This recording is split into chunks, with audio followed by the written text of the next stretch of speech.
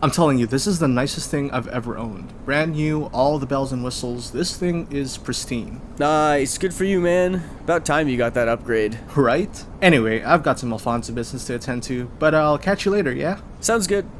You're gonna put that away, right? Oh, my phone? I mean, I guess, yeah? Eventually. Good. Cause, new device and all that. A lot of sticky fingers out there, just saying. I'm not worried. I keep it close to my person at all times. It's in my hand. It's not like anyone's just gonna walk over and grab it. Sure, but you never know. They got real clever ways of tricking people. Aiden, please. I have perfect situational awareness and enough repressed rage to beat a guy to a pulp. I think I can fend off a robber just fine, which isn't gonna happen in the first place because, again, I'm real careful like that. Wow. You're pretty sure you're not gonna get robbed, huh? Please, the only way you can get robbed in this city is if you're an overconfident, oblivious moron who doesn't believe that people can stoop that low.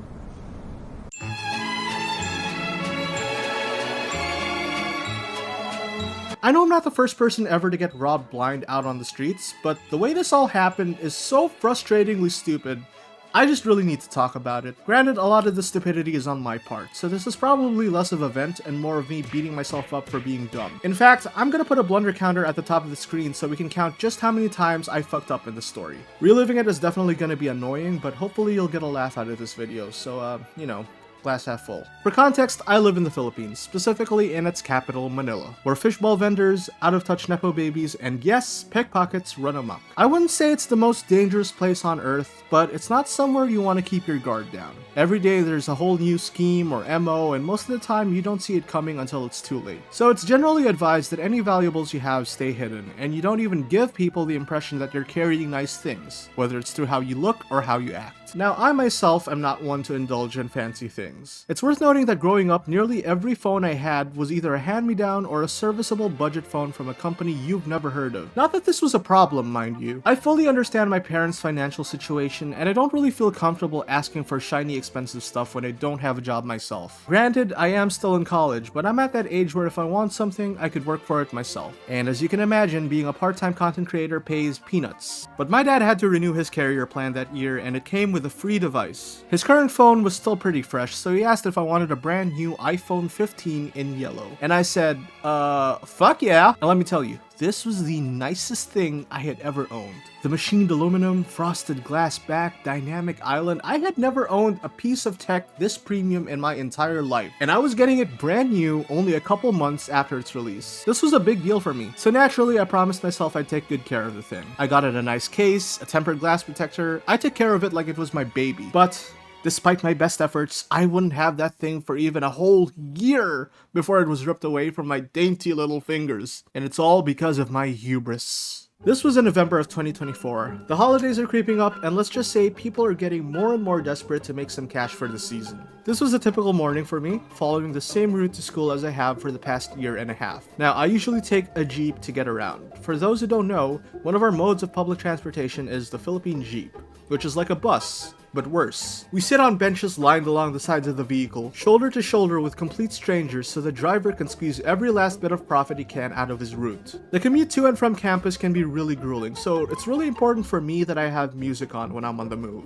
Now, this particular morning, by some cruel twist of fate, I couldn't find my AirPods. And I was leaving in a hurry, so I ended up taking my purple over-ear JBLs that absolutely screamed inattentive moron. Add to that the fact that I didn't have YouTube Premium, so my phone was just constantly in my hand with the screen on the app, because if I put the phone in my pocket it just stopped playing, and So there I was, an oblivious looking douche standing on the sidewalk with a $700 smartphone out for all the world to ogle at. A Jeep going my route finally pulled up, and I got on and sat close to the back opening of the vehicle. A couple more people boarded after me, one sitting further in and the other sitting right across from me. The Jeep finally pulled onto the road, and I was settled in clutching my backpack with my phone still in my hand. The guy in front of me called my attention, and he pointed out that I had something on my pant leg. Sure enough, there was some weird goop on my knee that some guy probably spilled while he was getting on. I want to say fishbowl sauce, but I wasn't about to taste test that shit right there, god. The guy in front of me offered to help clean it up, and I very stupidly obliged. But before he did, he pointed out that I still had my phone out, and that it'd probably be a good idea to stash it in my bag before he helped. Oh, gee! Thanks, kind stranger. Mighty nice of you to be looking out for the security of my valuables. Nothing suspicious here. I put the phone in the front pocket of my backpack, and he takes out a freaking face mask of all things and uses it to wipe the goop off my leg. Huh, that's peculiar.